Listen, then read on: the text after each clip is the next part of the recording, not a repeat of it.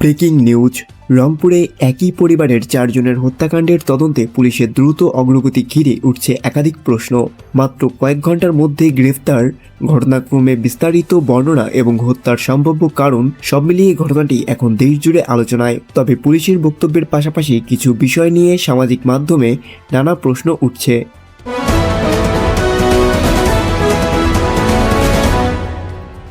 Breaking news.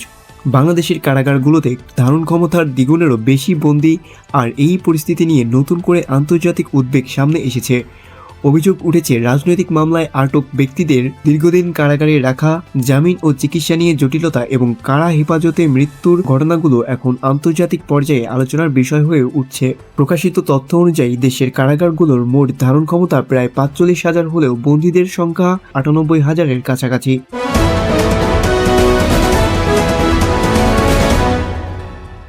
Breaking news. রংপুরে একই পরিবারের 4 জনের হত্যাকাণ্ডের তদন্তে পুলিশের দ্রুত অগ্রগতি ঘিরে উঠছে একাধিক প্রশ্ন। মাত্র কয়েক ঘন্টার মধ্যে গ্রেফতার, ঘটনাক্রমে বিস্তারিত বর্ণনা এবং হত্যার সম্ভাব্য কারণ সব মিলিয়ে ঘটনাটি এখন দেশজুড়ে আলোচনায়। তবে পুলিশের বক্তব্যের পাশাপাশি কিছু বিষয় নিয়ে সামাজিক মাধ্যমে নানা প্রশ্ন উঠছে। তাই অনুমান করা হয়, এখন পর্যন্ত প্রকাশ্যে আসা তথ্য পুলিশের বক্তব্যের ভিত্তিতেই পুরো ঘটনাটি সংক্ষেপে দেখে নেওয়া যাক। রংপুরে নিহতরা হলেন অবসরপ্রাপ্ত শিক্ষক গণপতি চক্রবর্তী, তার স্ত্রী প্রীতিলতা চক্রবর্তী, তাদের মেয়ে আগামী চক্রবর্তী এবং 12 বছর বয়সী ছেলে প্রিয়ম চক্রবর্তী। পুলিশ জানিয়েছে তাদের মরদেহ বাড়ির বিভিন্ন স্থান থেকে উদ্ধার করা হয়। পুলিশের প্রাথমিক তদন্ত অনুযায়ী 2 সন্দেহভাজন মুগ্ধ দাস ও সিদ্ধার্থ দাস নিহত শিক্ষকের বাড়ির ছাদে প্রবেশ করে ইয়াবা সেবন করছিলেন। এ সময় গণপতি চক্রবর্তী বিষয়টি দেখতে পেয়ে তাদের বাধা দেন বলে পুলিশের দাবি। এরপর ধস্তাধস্তির এক পর্যায়ে তাকে শ্বাসরোধ করে হত্যা করা হয় বলে জানানো হয়েছে। পুলিশের ভাষ্য অনুযায়ী ঘটনাটি দেখে তার স্ত্রী এগিয়ে এলে তাকেও হত্যা করা হয়। পরবর্তীতে পরিবারের অন্য 2 সদস্য হত্যার শিকার হন। বিশেষ করে 12 বছর বয়সী শিশুটির মৃত্যুর ঘটনাটি ব্যাপকভাবে আলোড়ন সৃষ্টি করেছে। এরপর তদন্তে আরও কিছু চাঞ্চল্যকর তথ্য সামনে আনার দাবি করেছে পুলিশ। তাদের বক্তব্য অনুযায়ী হত্যার পর বাড়ির কিছু জিনিসপত্র এলোমেলো করে ঘটনাটিকে ডাকাতির মতো দেখানোর চেষ্টা করা হয়েছে। স্বর্ণালংকার নেওয়া হয় এবং পরে সেগুলোর একটি অংশ উদ্ধার করা হয়েছে বলেও পুলিশ জানিয়েছে। পুলিশ আরও বলেছে, ঘটনাস্থলে ইয়াবা সেবনের আলামত, খাওয়া শসা এবং অন্য কিছু আলামত পাওয়া যায়। তদন্তের ভিত্তিতে সন্দেহভাজনদের গ্রেপ্তার করা হয়েছে এবং দ্রুত চার্জশিট দেওয়ার কথাও জানানো হয়েছে। তবে এখানে একটি গুরুত্বপূর্ণ বিষয় মনে রাখা দরকার, পুলিশের প্রাথমিক বক্তব্যই চূড়ান্ত আদালতের রায় নয়। তদন্ত, ফরেনসিক পরীক্ষা, সাক্ষ্য প্রমাণ এবং আদালতের বিচার প্রক্রিয়ার মাধ্যমেই শেষ পর্যন্ত প্রকৃত সত্য নির্ধারিত হবে। আরেকটি বিষয় গুরুত্বপূর্ণ, নিহত পরিবার হিন্দু হওয়ায় ঘটনাটি নিয়ে সাম্প্রদায়িকতার প্রশ্ন উঠেছে। কিন্তু অভিযুক্তদের পরিচয়, হত্যার উদ্দেশ্য এবং ঘটনাটির প্রকৃত কারণ সম্পর্কে আদালতের প্রমাণ না আসা পর্যন্ত কোনো নির্দিষ্ট ধর্মীয় বা রাজনৈতিক উদ্দেশ্যে নিশ্চিতভাবে দাবি করা উচিত নয়। এই হত্যাকাণ্ড আমাদের সামনে একটি বড় প্রশ্ন রাখছে, মাদক অপরাধ এবং নিরাপত্তা নিয়ে সমাজ ও আইনশৃঙ্খলা বাহিনী কতটা প্রস্তুত। এখন তদন্তের পরবর্তী ধাপেই পরিষ্কার হবে পুলিশের বর্ণনার সঙ্গে আদালতে উপস্থিত প্রমাণ কতটা মেলে। আপনার কাছে কোন দিকটি সবচেয়ে গুরুত্বপূর্ণ মনে হচ্ছে? তথ্যভিত্তিক মতামত কমেন্টে জানাতে পারেন। ভিডিওটি ভালো লাগলে লাইক দিন, শেয়ার করুন এবং এমন আরও আপডেট পেতে চ্যানেলটি সাবস্ক্রাইব করে পাশে থাকুন। Breaking news. বাংলাদেশের কারাগারগুলোতে ধারণ ক্ষমতার দ্বিগুণেরও বেশি বন্দী, আর এই পরিস্থিতি নিয়ে নতুন করে আন্তর্জাতিক উদ্বেগ সামনে এসেছে।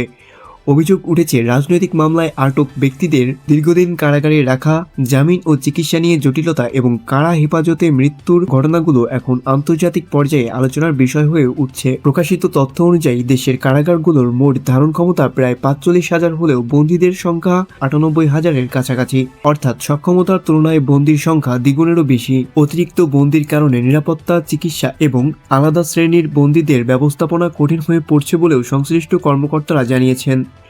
এই পরিস্থিতির মধ্যেই হিউম্যান রাইটস ওয়াচ বাংলাদেশ কারাগারে রাজনৈতিকভাবে সংশ্লিষ্ট ব্যক্তিদের দীর্ঘদিন আটক রাখার অভিযোগ নিয়ে উদ্বেগ প্রকাশ করছে। সংস্থাটি দাবি করছে, 2024 সালের আগস্টের পর আওয়ামী লীগ সংশ্লিষ্ট বহু নেতাকর্মী ও সমর্থক গ্রেপ্তার হয়েছেন এবং তদন্তের একটি অংশ এখনও কারাগারে রয়েছে। তবে এখানে একটি গুরুত্বপূর্ণ বিষয় পরিষ্কার করা দরকার, কোনো ব্যক্তি রাজনৈতিকভাবে সংশ্লিষ্ট হলেই তিনি অপরাধী প্রমাণিত হন না।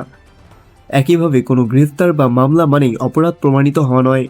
চূড়ান্ত সিদ্ধান্ত আদালতের বিচার ও প্রমাণের ভিত্তিতেই হওয়ার কথা। হিউম্যান রাইটস ওয়াচের প্রতিবেদনে আরও অভিযোগ করা হয়েছে, কিছু বয়স্ক ও অসুস্থ বন্দী পর্যাপ্ত চিকিৎসা এবং জামিনের সুযোগ পাচ্ছে না। সংস্থাটি কারাগারে মৃত্যুর ঘটনাগুলো স্বাধীন তদন্ত এবং দীর্ঘ সময় অভিযোগহীন আটক বন্ধ করার আহ্বান জানিয়েছেন। প্রতিবেদনে আন্তর্জাতিক অপরাধ ট্রাইব্যুনালে আটক কয়েকজন প্রবীণ ব্যক্তিদের উদাহরণও তুলে ধরা হয়েছে। তাদের পরিবার ও আইনজীবীদের বক্তব্যের ভিত্তিতে চিকিৎসা, জামিন এবং দীর্ঘ বিচারপূর্ব আটক নিয়ে প্রশ্ন তোলা হয়েছে। এদিকে কারাগার মহাপরিদর্শকের সাম্প্রতিক বক্তব্যেও নতুন করে আলোচনায় এসেছে। তিনি কারাগারের অতিরিক্ত বন্দী এবং নিরাপত্তা ব্যবস্থাপনার চ্যালেঞ্জের কথা জানিয়েছিলেন। এর পরদিনই তার দায়িত্ব পরিবর্তন হওয়ার সামাজিক মাধ্যমে নানা প্রশ্ন তৈরি হয়। তবে সংশ্লিষ্ট কর্তৃপক্ষ বলছে, তার নতুন দায়িত্বে যাওয়ার প্রক্রিয়া আগে থেকেই চলছিল এবং সংবাদ সম্মেলনের বক্তব্যের সঙ্গে এর সরাসরি সম্পর্ক নেই। সবচেয়ে গুরুত্বপূর্ণ প্রশ্ন এখন, কারাগারের বন্দির সংখ্যা এত বেড়েছে কেন? রাজনৈতিক মামলাগুলোর বিচার কত দ্রুত হচ্ছে এবং আটক ব্যক্তিরা তাদের আইনগত ও চিকিৎসাগত অধিকার যথাযথভাবে পাচ্ছে কিনা?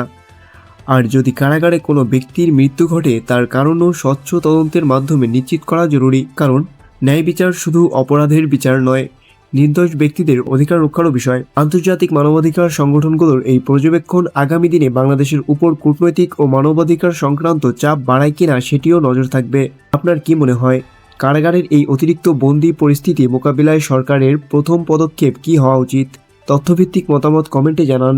ভিডিওটি ভালো লাগলে লাইক দিন, শেয়ার করুন এবং নিয়মিত সংবাদ আপডেট পেতে চ্যানেলটিকে অবশ্যই সাবস্ক্রাইব করে রাখুন। ভিডিওটি শেষ পর্যন্ত দেখার জন্য ধন্যবাদ।